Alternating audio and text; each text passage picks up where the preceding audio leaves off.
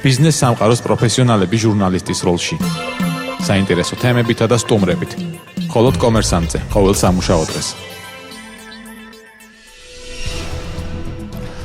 გამარჯობა, კომერსანტის პირდაპირ ეთერშია გადაცემა პროფესიონალები.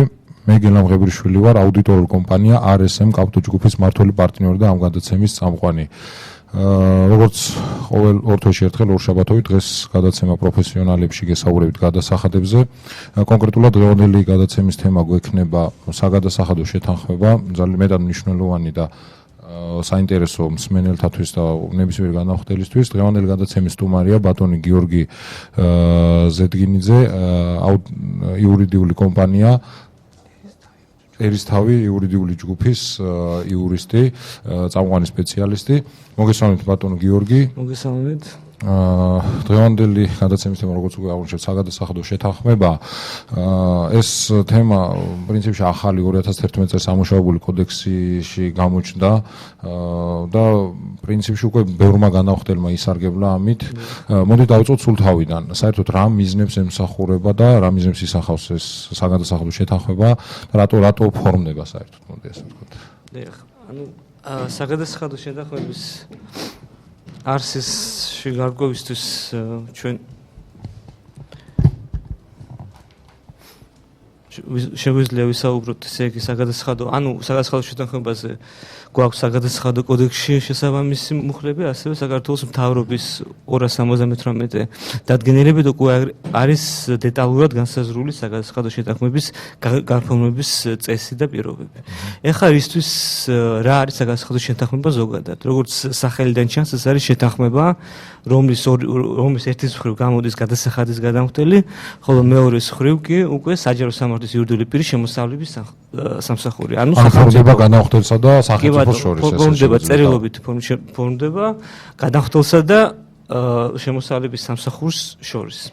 ეხლა შევეხოთ პროცედურებს. და რისთვის ზოგადად რა მიზანს ემსახურება? მოდი ასე ვთქვათ, ჩვენ როგორც ჩვენი მსმენელს უფრო გასაგები რო იყოს. მე ვარ გადამხდელი. რატომ უნდა დამჭირდეს საერთოდ საგადასახადო შეთანხმება? დიახ, კი ბატონო. რატომ უნდა შეუთანხმდეს სახელმწიფოს და მეორე მხრივ აუცილებლად აღნიშნოთ, მე რო სახელმწიფოა, რატომ უნდა შეუთანხმდე განახვდეს რაღაც კონკრეტულ საკითხს? ბუნებრივია, საგადასახადო შეთანხმება ნიშნავს ორი მხარისთვის გარკვეულ კონსენსუსს. ანუ გარკვეულ უპირატესობა უნდა ქონდეს აღნიშნული შეთანხმების შემთხვევაში, როგორც სახელმწიფოსთვის, ასევე გადასახადის გადამხდელისთვის. შევეხოთ ახლა გადასახადის გადამხდელისთვის რა უპირატესობა აქვს ზოგადად საგადასახადო შეთანხმებას.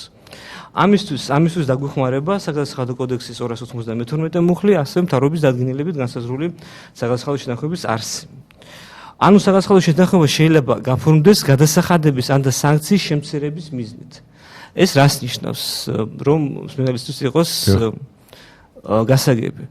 ანუ როდესაც გადასახადის გადამხდელი წარადგენს დეკლარაციას ან საგადასახადო ორგანოს მიერ შემოწმების დროს გამოვლინდება საგადასახადო სამართალდარღვევის ფაქტები და აღნიშნულის თაობაზე გამოიცემა შესაბამისი აქტები და გადასახადის გადამხდელს აღნიშნული თანხები აისახება პირად აგრეთვე ბარათზე, ანუ მას დაერიცხება, ანუ მას წარმოიშვება საგადასახადო ვალდებულებები. ამ დროს უკვე გადასახადის გადამხდელს უფლება აქვს მიმართოს შემოსავლების სამსახურს და შეუთანხმდეს გარკვეულ თანხაზე. ანუ ახლა მაგალითისთვის ვთქვათ, დაუშვათ გადასახადის გადამხდელს გააჩნია ბიუჯეტის წინაშე დავალიანება, ვთქვათ 1000 ლარი. გადასახადის გადამხდელს შეუძლია მიმართოს შემოსავლების სამსახურს და უთხრას შემოსავლების სამსახურს. აი ბატონო, მე მაქვს აღიარებული თუ გნებავთ არ აღიარებული საგადასახადო ვალდებულება 1000 ლარის ოდენობით და ვიხდი ბიუჯეტში ვთქვათ 500 ლარს. და გავიფორმოთ საგადასახადო შეთანხმება ამ პირობებით, რომ ჩემი ვალდებულება განცხადების შეტანის მომენტში იქნება 500 ლარი და აღნიშნულ თანხას მე გადავიხდი ვთქვათ 3 თვის განმავლობაში. მოდი ახლა შევხედოთ სახელმწიფოს მხრიდან.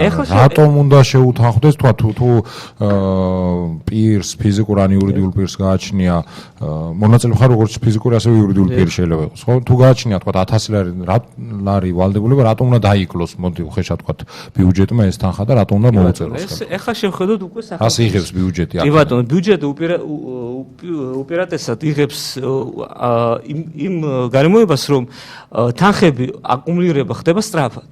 ანუ რას ნიშნავს ეს? მოგესალმებათ, რომ საგადასახადო კოდექსში განმარტებულია საგადასახადო ვალდებულების შესრულების უზრუნველყოფის ღონისძიებები, ხო? ანუ, როდესაც გადასახადის გადახდოს არ გააჩნია, ესე ვთქვათ, უხეშად ფულადი საშუალებები, ხო? ამ შემთხვევაში საგადასახადო ორგანოს უფლება აქვს საგადასახადო დავალიანება, ესე უხეშად რო ვთქვათ, ამოიღოს გადასახადის გადამხდელის საკუთრებაში არსებულ ქონების ხარჯზე. მაგრამ ამას სჭირდება და შეიძლება იყოს ქონები, თქვა საინკასო დავალებები ბანკში. ჩვენ ახლა არ საუბრობთ საინკასო დავალება მოგესალმებათ არის ფულადი საშუალება და უშუალოდ თქვა რასაც განახდოს არ გააჩნია, ვინაც ძირითადად საგადასახადო შეთანხმება ფორდება ისეთ გადამხდელებთან, რომელთანაც ფიზიკურად არ გააჩნია ფულადი საშუალებები.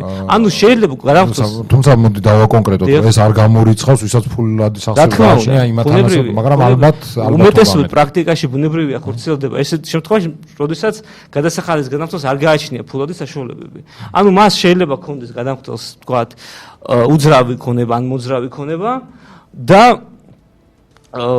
ფულადი საშუალება ზოგადად არ გააჩნდეს. ამ შემთხვევაში ხო სახელმწიფოსთვის ბუნებრივია, უფრო მარტივია და უფრო მომგებიანია თავისთავად, რა თქმა უნდა, მომგებიანია ის, რომ აღნიშნული თანხა სწრაფად, აღნიშნული თანხის აკუმულირება მოხდეს სწრაფად. ხო? ეს არის ძირითადი მიზანი სახელმწიფოს. ანუ წარმოიდგინეთ, ახლა გადასახადის განახდოს არ გააჩნია ფულადი საშუალებები, გააჩნია ქონება და ეს ქონება უნდა იქნეს აუქციონის წესით რეალიზებული. ბუნებრივია იცით, რომ ამას სჭირდება მთელი რიგი როგორც პროცედურა, რომელიც ბუნებრივია ვადაში არის გაწელვადებადი, ასევე მეორე მხრივ სჭირდება შესაბამისი რესურსი. მაგალითად, იმისთვის რომ საგადასახადო ორგანო მოიპოვოს უძრავი ქონების თუ ან მოძრავი ქონების აუქციონის წესით რეალიზაციის უფლება, ამისთვის მან უნდა მიმართოს სასამართლოს შუამდგომლობები და სასამართლომ უნდა მისცეს მას ნებართვა აღნიშნული ქმედების განხორციელების. ანუ მთავარი მიზანი ესე იგი სახელმწიფოს ეს არის, რომ დროში ფულს იგებს, უმოკლეს ვადებში ახდენს ამ თანხების ამოღებას და თან მეორე მხრივ რჩება კი განახდელი არ კოტრდება, ასე ვთქვათ, არის საშუალებაც აქ იმას გადაიხდის და ის გაგრძელებს ფუნქციონებას, რომელიც კვლავ მომავალში გადასახადებს გადაიხდის ელემენტარულად. კი ბატონო, და მეორე მხრივ ხა სახელმწიფოს მიზანი ბუნებრივია, რა თქმა უნდა, არის ხელშეწყობა მეწარმეობის. ეხლა წარმოვიდგინეთ, როდესაც გადახდოს გააჩნია ისეთი ვალდებულება, რომელიც ის ვერ იხდის. აღნიშნული ვალდებულების თქვა აუქციონის წესით რომ ამოიღოს და უშუალოდ წარმოვიდგინოთ რომ გადახდოს გააჩნია 1000 ლარის დავალიანება.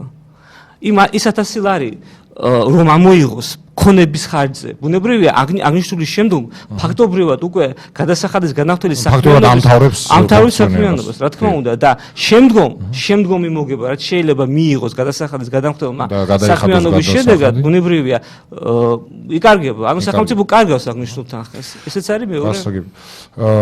დიდი მადლობა, ჩვენ რეკლამაზე გავდივართ, 2 წუთში დაგიბრუნდებით, საუბრობთ გიორგი ზედგინიძესთან ერთად საგადასახადო შეთანხმებასთან დაკავშირებით. პროფესიონალები კომერსანტზე, გელა მღებრიშვილთან ერთად.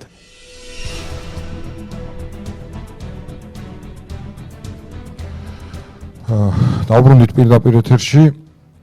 საუბრობთ საგადასახადო შეთანხმებაზე ერისთავი იურიდიული ჯგუფის იურისტთან ბატონ გიორგი ზედგინიძესთან ერთად. მე გელა მღებრიშვილი გახლავთ, RSM კაპიტო ჯგუფის მმართველი პარტნიორი.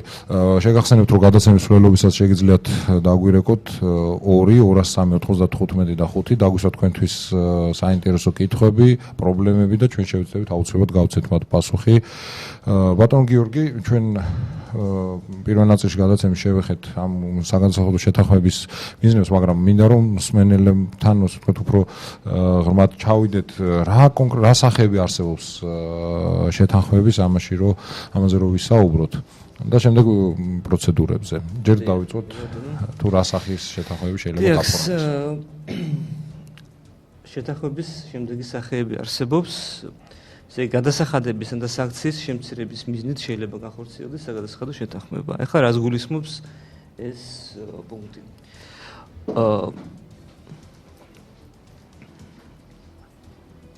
ესე იგი, როგორც ჩვენ გადაცემის პირველ ნაწილში აღვნიშნეთ, გადასახადის გადამხდელს შეუძლია მიმართოს შემოსავლების სამსახურს საგადასახადო შეთანხმების თაობაზე. ანუ უშუალოდ გადასახადის ან და სანქციების შემცირების თხოვნით.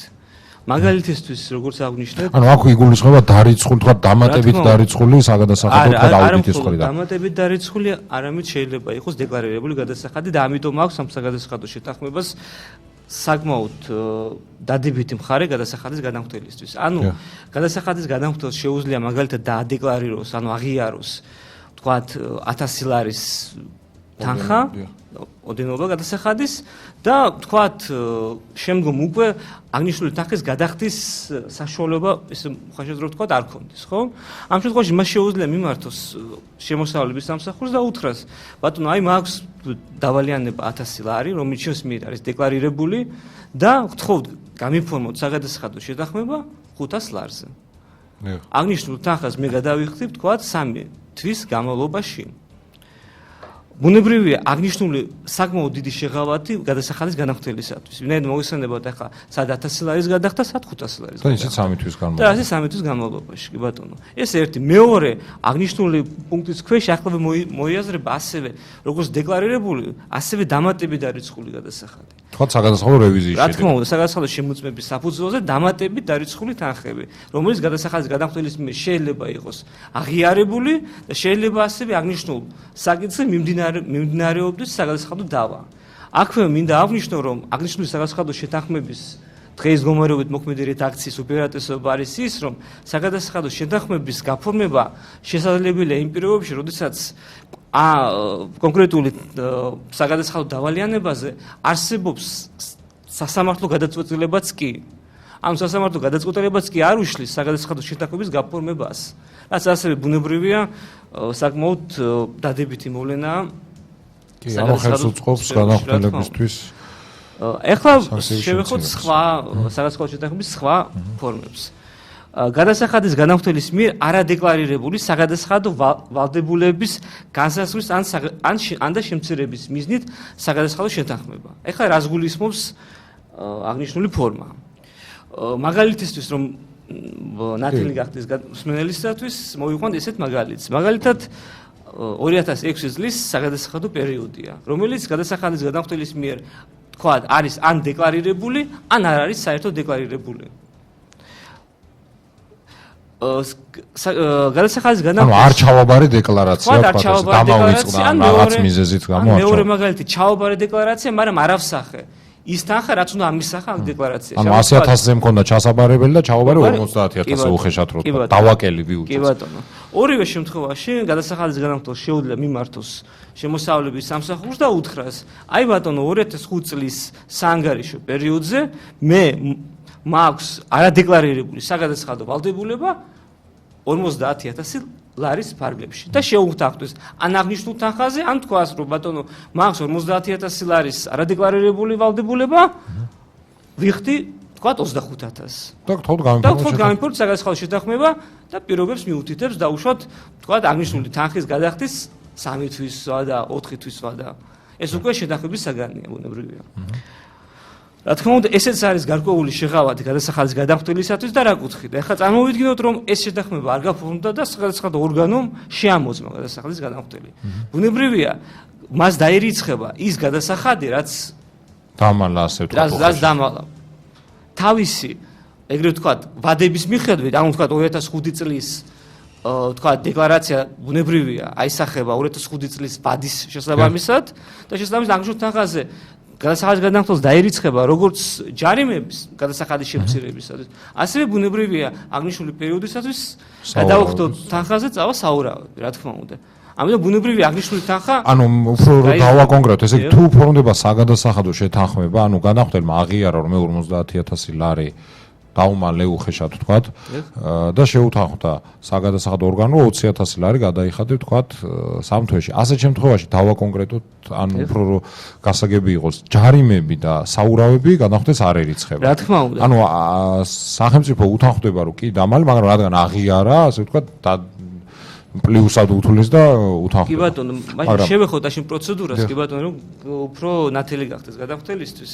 მაგალითისთვის ზუსტად ასეთ ვთქვათ 2005 წლის საანგარიშო პერიოდში არ მაქვს შევაბარებული დეკლარაცია და მიმართ განცხადებით, წერილობითი განცხადებით შემოსავლების სამსახურს და წერ განცხადებაში, რომ ბატონო მაქვს 2005 წლის არა დეკლარირებული საგადასახადო ვალდებულება 1000 ლარის ოდენობით და ვიხდი, ვთქვათ, ან 1000 ლარს ვიხდი, ან ვიხდი 500 ლარს.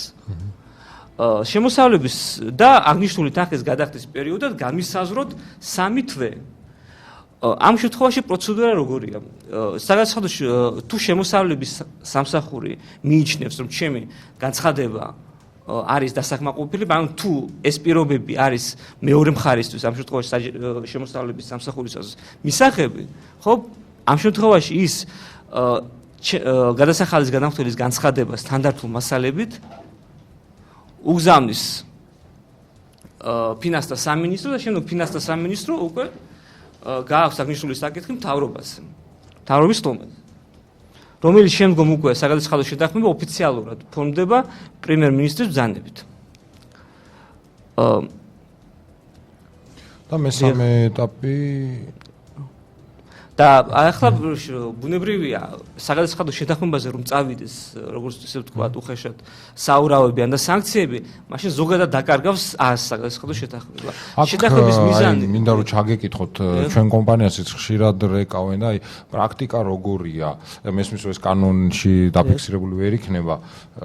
ვთქვათ, დავწერე საგადასახადო შეთანხმებაზე 50000 ლარი ხო დავმალე. რამდენად არის იმის პრაქტიკა, რომ თქვა შემდეგ შემოვიდნენ თქვენი ინფორმაციით, რა თქმა უნდა ეს ვერ იქნება ოფიციალური ინფორმაცია, რომ შემდეგ ამ საფუძველზე გადახდები ძალიან ხშირად ცვავენ ამ კითხვას. მე შეიძლება დავწერო შეთანხმება, მაგრამ ამ დროს შემოვიდნენ, დამარიცხონ და ასე შემდეგ გადასახადები. ანუ ჩემსავე მითითებული ინფორმაცია შეიძლება თუ არა სათანადო ეგრეთ წოდებული ვიცით ეს ტერმინი. შეიძლება სათანადო ინფორმაცია და ჩემს მიერ და მითითებული დამარიცხონ ამ თანხაზე.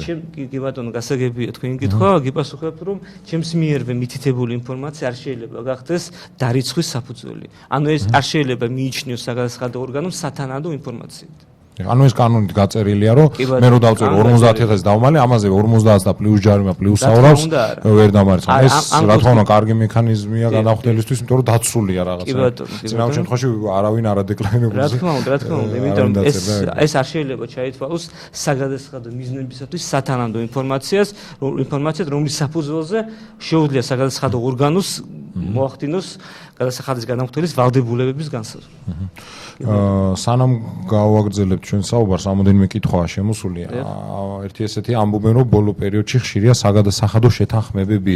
შეესაბამება თუ არა ეს ინფორმაცია სინამდვილეს, ნუ ოფიციალური სტატისტიკა ჩვენ არ გვაქვს, მაგრამ კი ბატონო, შეესაბამება ნამდვილად საკმაოდ ხშირია საგადასახადო შეთანხმების პრინციპში მეც დაგეთანხმები ჩვენი პრაქტიკიდან გამომდინარე, უშუალოდ ჩვენ ჩართული ვართ ხოლმე ამ პროცედურებში, საკმაოდ ხშირად საგადასახადო ორგანო უფორმებს შეთანხმების პრინციპში ეს ბიზნესის წახალისების ერთ-ერთი საშუალებაც არის და პრინციპში თუ აკმაყოფილებთ შესაბამის პირობებს, აუცილებლად გაგიფორმდება საგადასახადო შეთანხმება.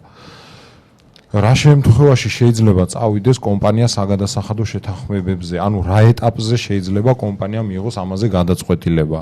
ასეთ კითხვას გვისვავს. ეს ზოგადი კითხვა ბუნებრივია. ჩვენ ეს ალბათ მაინც მენეჯმენტის გადასაწყვეტია, თუმცა მოდი აქ ესეთი კუთხით შევხედოთ. კანონი მე მგონი არ არეგულირებს რა ეტაპზე უნდა მიიღოს გადაწყვეტილება. ნებისმიერ ეტაპზე შეუძლია კომპანიამ დაწეროს შეთანხმებაზე განცხადება. ერთი უნდა აღინიშნოს, რომ არადეკლარირებულ საგადასახადო ვალდებულებებს რაც შეეხება, თუ ამგზით უნდა გადასახადის განმართველს, ისე ვთქვათ, წასვლა, ხო? ამ შემთხვევაში ის უნდა განხორციელდეს საგადასახადო შემოწმების დასრულებამდე. თუ საგადასახადო შემოწმება დასრულდა, არადეკლარირებულ საგადასახადო ვალდებულებებზე საგადასახადო შეთანხმებას არ გაფორმდება. ანუ დავაკონკრეტო, თქვა დაიწყო ჩემთან შემოწმება, სანამ დამთავრდება, ანუ სანამ რევიზიის აქტი დაიწერება და ხელი მოეწერება, მანამდე მე ნებისმიერ დროს შემიძლია მივმართო საგადასახადო ორგანოს და მოვითხოვო შეთანხმება. და თუ შემითანხმდა, რევიზია შეჩერდება. კი ბატონო. ითვლება თუ არა ეს პერიოდი შემოწმებულად, რა პერიოდზეც თქვა შევათანხმდ. თქვა მე მივმართე რევიზიის დროს და უთხარი რომ 5-დან 11 წლამდე 2005-დან 11 წლამდე და არადეკლარირებული მაქვს 300,000 ლარი. გამიფორმდა საგადასახადო შეთანხმება. ხელახალ რევიზირებას თუ ექვემდებარება? არა, რა თქმა უნდა, არადეკლარირებული საგადასახადო ვალდებულებების განსაზღვრის დროს, როდესაც აღნიშნულზე მოხდება საგადასახადო შეთანხმება, აღნიშნული პერიოდზე შემდგომი დამატებით ვალდებულებები გადასახადის განხილვის არ იკისრება. ანუ ის ხდება შემოწმებულ პერიოდად და მას გადამოწმება აღარ მოხდება. აქვე დავაყოლოთ, რომ სანამ რევიზია დაიწყება, თქვა საგადასახადო შემოწმება დაიწყება, მანამდეც განახილვის ნებისმიერ ეტაპზე შეუძლია. თუ მოხდა დარიცხვა თანხების, აი კარგად რომ ამოვწურო თქვა ეს კითხვა. ამის შემდეგ უკვე ფორმდება დარიცხულ თანხებზე კი ბატონო, ამ შემთხვევაში უკვე ფორმდება საგადასახადო შეთანხმება გადასახადის ან და სანქციების შემცირების თაობას. ანუ ის პირველი პუნქტი, რომელზეც ვისაუბრეთ, დარიცხული თანხიდან თქვა 1000 ლარი დამერისხა და გთხოვთ შემითანხმდეთ. კიდევ ერთი კითხვა და შემდეგ კვლავ რეკლამაზე გავიდეთ. საგადასახადო შეთანხმების გაფორმება საჯარიმო სანქციებისგან ათავისუფლებს თუ არა კომპანიას. ნუ ამაზე იცის ხონდა საუბარი, მაგრამ კიდევ ერთხელ რადგან კითხვას მსმენელი უპასუხოთ. რა თქმა უნდა, ათავისუფლებს ერთზოდ საგადასახადო შეთანხმების განცხადების წარდგენის მომენტში არსებული მდგომარეობით კეთდება საგადასახადო შეთანხმება. ანუ ბუნებრივია, სადამ გადასახადის გადამხდელი არ გადაიხდის აღნიშნულ საგადასახადო შეთანხმებით განსაზღვრულ თანხას, ბუნებრივია პირად აგროვის ბარათზე ჩანაწერები ვერ განხორციელდება. საგადასახადო თანხის პირად აგროვის ბარათზე არსებული თანხის შემცირება ხორციელდება შემოსავლების სამსახურის ადმინისტრაციული აქტის საფუძველზე და მხოლოდ მას შემდეგ, როდესაც გადასახადის გადამხდელი გადაიხდის საგადასახადო შეთანხმებით განსაზღვრულ თანხას. ანუ მას შემდეგ რაც თქვა 3 თვეში გადავიხდი რომ დაწერა განცხადებაში, მას შემდეგ რაც ამ ნაკის ვალდებულებას შეასრულებს და ამ პერიოდისთვის არსებული სანქციები ეხსნება მას. კი, რა თქმა უნდა, მისი ვალდებულება. და რა თქმა უნდა ეს არ შეეხება მომავალში დარიცხულ სანქციებს ბუნებრივია. არც მომავალ დარიცხულს აქვე უნდა აღინიშნოს საგადასახადო შეთანხმება არ ფორმდება მიმდინარე გადასახადებებზე. თუმცა მიმდინარე გადასახადებებთან მიმართებაში გადასახადის გადამხდელმა უნდა ეხოძნოს საგადასახადო კოდექსით დადგენილი წესით. მიმდინარე გადასახადების მიმართებაში ეგრეთ წოდებულ საავანსო გადასახადების ტერმინოლოგიაში ცოტა. კი, საავანსო გადასახადების. საავანსო გადასახადები რომელიც გადახდილა კი ის რჩება საავანსო გადახდილად და შეუძლია მან გამოიყენოს. კი ბატონო, და საავანსო გადასახადების შემცირების პროცედურები კი მოიხსენებათ საგადასახადო კოდექსით არის დღევანდელი გადაცემის თემა ეს არ არის. ამიტომ ამ კუთხითაც რომ ვთქვათ, რომ გადასახადის მდგომარეობა უარესდება არ შეიძლება. თუმცა მინდელი გადასახადზე საგადასახადო კოდექსი აღნიშნულ თანხის შემცირებას იცნობს. დიდი მადლობა, ჩვენ რეკლამაზე გავდივართ, თქვენ შეგახსენებთ თუ შეგიძლიათ დაგვირეკოთ 2-203-95 და 5 და მოგწეროთ თქვენთვის საინტერესო კითხვები. პროფესიონალები კომერსანტზე, გელამ ღებრიშვილთან ერთად. დავბრუნდით პირდაპირ ეთერში ბატონ გიორგი ზედგინიძესთან ერთად. ჩვენ ვსაუბრობთ დღევანდელ გადაცემაში საგადასახადო შეთანხმებაზე. ჩვენ ვისაუბრეთ ორი ტიპის შეთანხმებაზე, დარიცხულ გადასახადებზე და არადეკლარირებულზე, რაც შეეხება მომავალი პერიოდის გადასახადებზე. თუ შეიძლება რომ ამაზეც მივაწოდოთ ინფორმაცია მსმენელებს. საგადასახადო შეთანხმების მესამე ფორმა არსებობს მომავალ საგადასახადო პერიოდებში დასადეკლარირებული საგადასახადო ვალდებულებების შესრულების გადავადების მიზნით. ახლა რას ნიშნავს აღნიშნული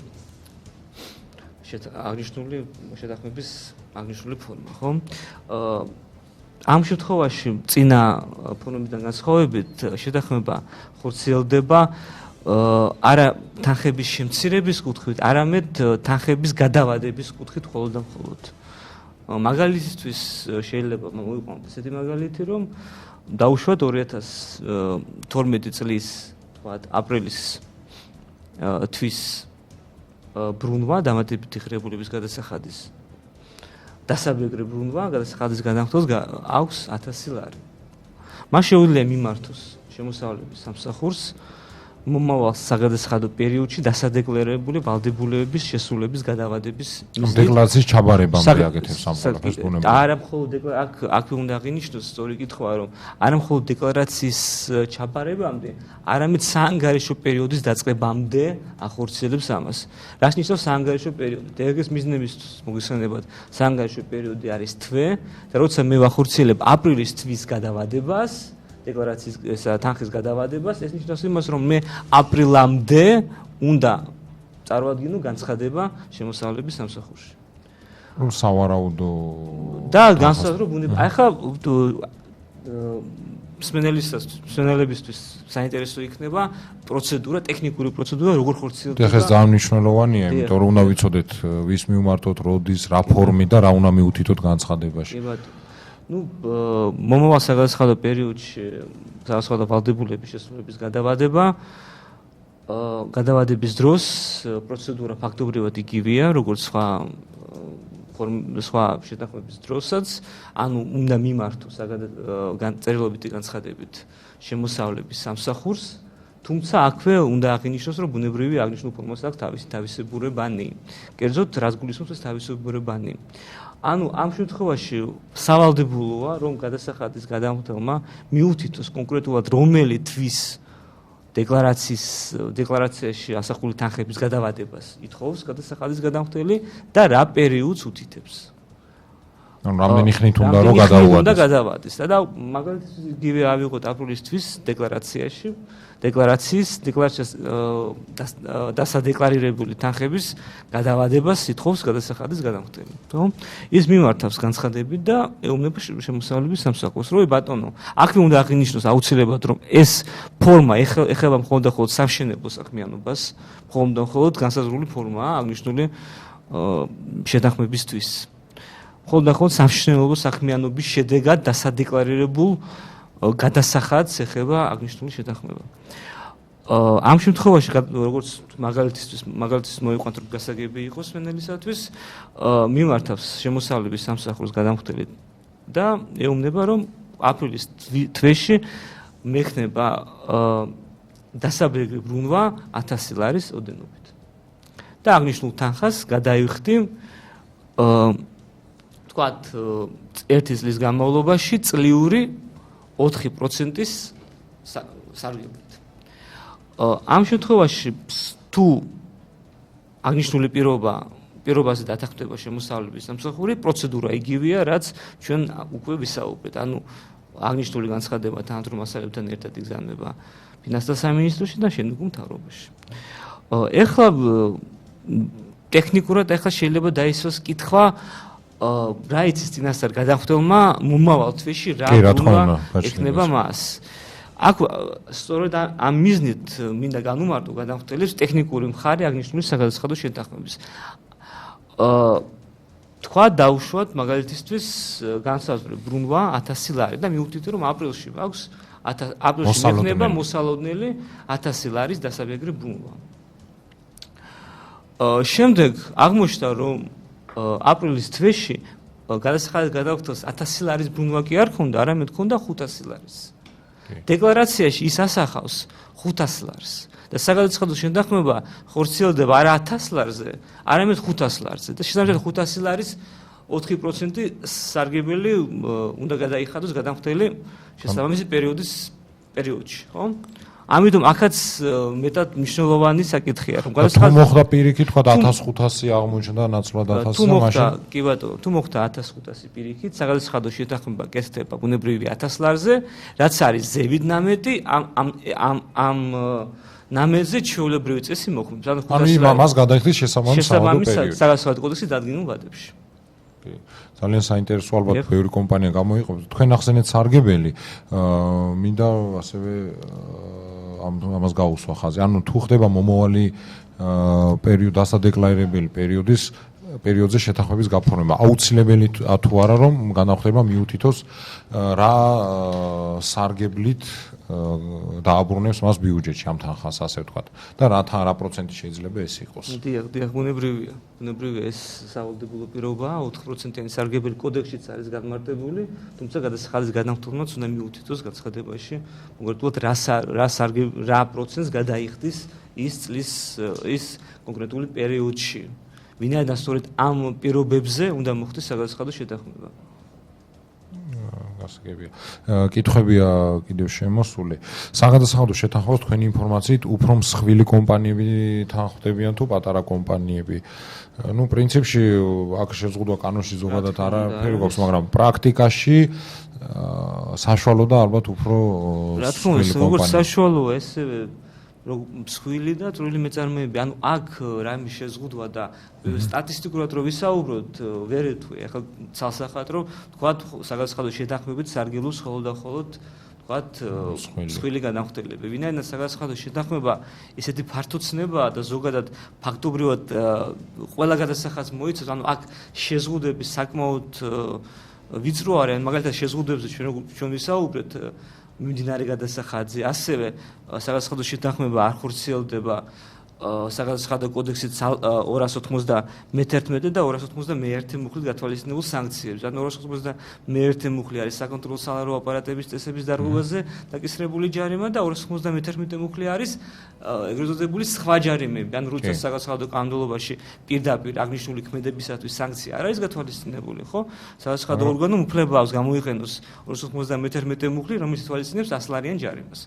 მხოლოდ და მხოლოდ სხვა დანარჩენზე ნებისმიერი განახდელს საგადასახადო შეთანხმება და ბუნებრივი აღნიშნული ინსტიტუტის სარგებლობა შეუძლია როგორც მსხვილ პრინციპში მეც არ შემიძლია არ დაგეთანხმოთ ჩვენ აუდიტორულ პრაქტიკაშიც როგორც მსხვილი ასევე საშუალო და მათ შორის წვრილი მეწარმეებიც თანაბარი აქტიურობით სარგებლობენ ამ მოდი ასე ვთქვათ მაინც უპირატესობით, იმიტომ რომ საკმაოდ დიდი შეღავათია ეს განახდელებისთვის.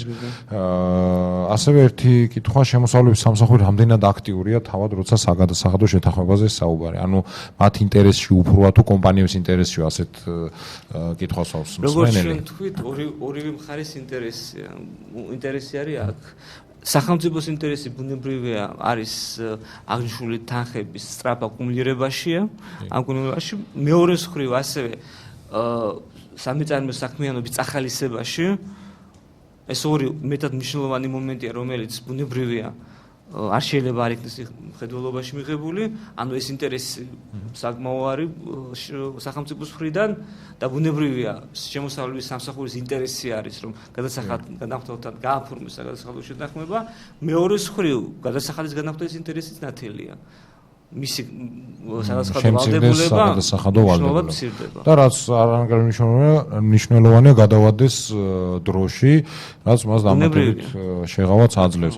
პრინციპში მეც დაგეთანხმებით, შემოსავლების სამსახური ძალიან აქტიურად ცდილობს, რომ გააფორმოს შეთანხმებები გადამხდელებთან.